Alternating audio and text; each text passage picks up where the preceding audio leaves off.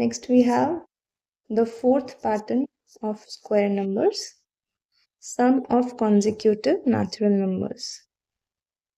So अगर 3 square को हम देखें, which is 9, it is the sum of consecutive natural numbers 4 and 5.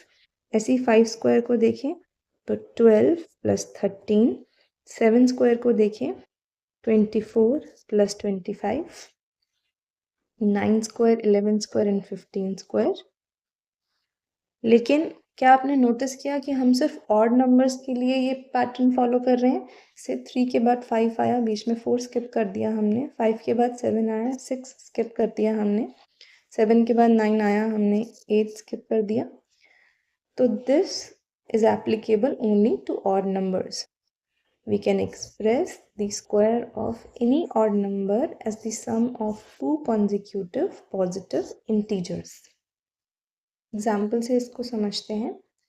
कोई भी हम ऑड नंबर लेंगे, odd perfect square number, for example 121, 11 का स्क्वायर होता है ये. अब यहाँ पे हमें इसे कौन से नंबर्स के सम की फॉर्म में लिखना है वो कैसे पता चलेगा? तो उसके लिए एक फॉर्मूला है हमारे पास. Let's see. तो ये जो हमारा फर्स्ट नंबर है उसके लिए फॉर्मूला है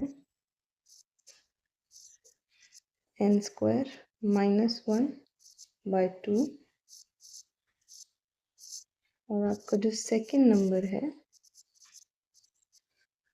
उसके लिए फॉर्मूला होगा n स्क्वायर प्लस 1 बाय 2. तो यहाँ पे n की वैल्यू क्या होगी जिसका हमने स्क्वायर लिया है, और फर्स्ट नंबर मेरे पास क्या होगा? फर्स्ट नंबर अगर मैं इसमें वैल्यूज पुट करूँ तो 11 का स्क्वायर माइनस 1 बाय 2, और सेकेंड नंबर होगा 11 का square plus 1 by 2. So this is 121 minus 1 by 2. This is 121 plus 1 by 2. 120 by 2. 122 by 2. This is 60 and 61. इनको ऐड करेंगे तो हमारे पास 121 आ जाएगा. हम कोई भी रैंडम नंबर्स लेके ट्रायल एंड एरर नहीं कर सकते इसमें. We have to use this formula. ये वाला फॉर्मूला सिर्फ ऑड नंबर्स जो परफेक्ट स्क्वायर्स हैं उन्हीं पर एप्लीकेबल है. एक और एग्जांपल से इसे देखते हैं. लेट्स से 169 13 का स्क्वायर है. सो फॉर्मूला देख लेंगे n square minus 1 by 2 plus n square plus 1 by 2. तो n square minus 1 by 2 n square plus 1 by 2. ये हो गया 169 minus 1 by 2 plus 169 plus 1 by 2, 168 by 2 plus 170 by 2, which is 84 plus 85. So 169 can be written as the sum of consecutive numbers 84 and 85.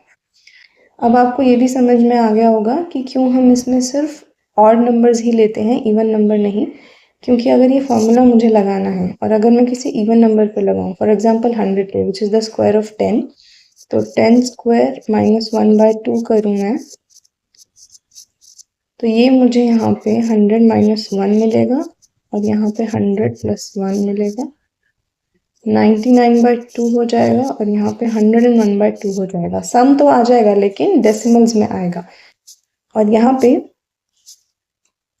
as per the observed pattern and the property of the square numbers which are odd, we can express the square of any odd number as the sum of two consecutive positive integers. और हमें सिर्फ end में positive integers चाहिए,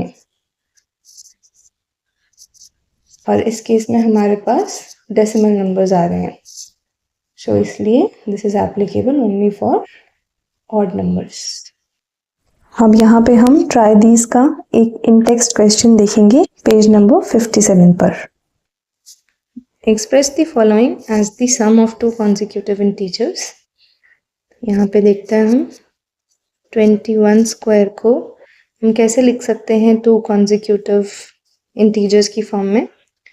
इसका एक formula है हमारे पास which says जो भी मेरे पास यहाँ पे नंबर है ऑड नंबर जिसका मुझे सम ऑफ टू कॉन्जिक्यूटिव इंटीजर्स की फॉर्म में लिखना है, उस नंबर में मैं +1 करके डिवाइड बाय 2 करूंगी। ये मेरा फर्स्ट नंबर हो गया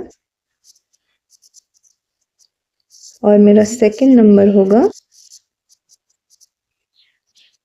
इसमें से -1 करके बाय 2। तो 21 स्क्वायर, मेरा n 21 है, 21 स्क्वायर +1 बाय 2 मेरा फर्स्ट नंबर हो गया और दूसरा नंबर मेरा हो गया ये। 21 का स्क्वायर क्या होता है 441 +1 बाय 2 ये फर्स्ट नंबर हो गया और 441 -1 बाय 2 मेरा सेकेंड नंबर हो गया। This is 442 by 2 and 440 by 2. So this is 221 plus 220.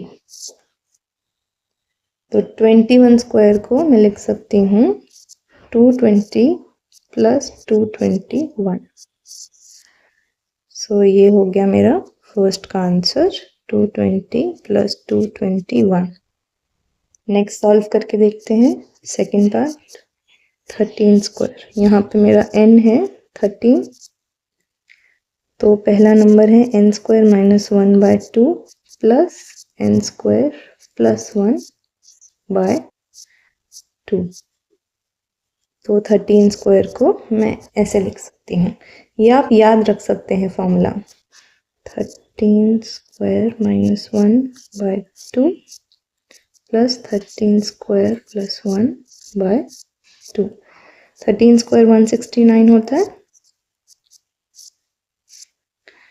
169 +1 by 2, 168 by 2 plus 170 by 2 which gives us 84 plus 85। 13 square को मैं 84 प्लस 85 लिख सकती हूँ, sum of two consecutive numbers. Third part 11 square, क्या फॉर्मूला है मेरे पास 11 स्क्वायर को मैं कैसे लिख सकती हूँ 11 square -1 by 2 plus 11 square +1 by 2। So this gives us 121 minus 2 plus 121 plus 1 by 2. So this is 120 by 2 plus 122 by 2. This is 60 plus 61. So 11 square को मैं लिख सकती हूँ 60 plus 61. This is 60 plus 61. Last part 19 square.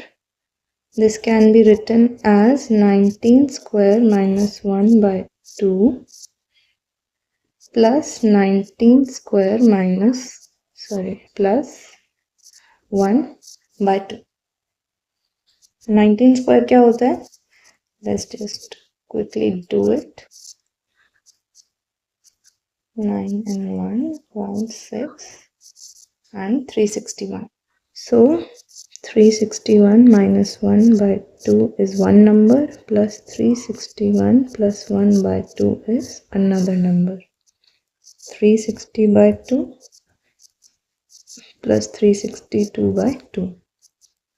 So this is 180 plus 181. So 19 square can be written as the sum of 180 and 181.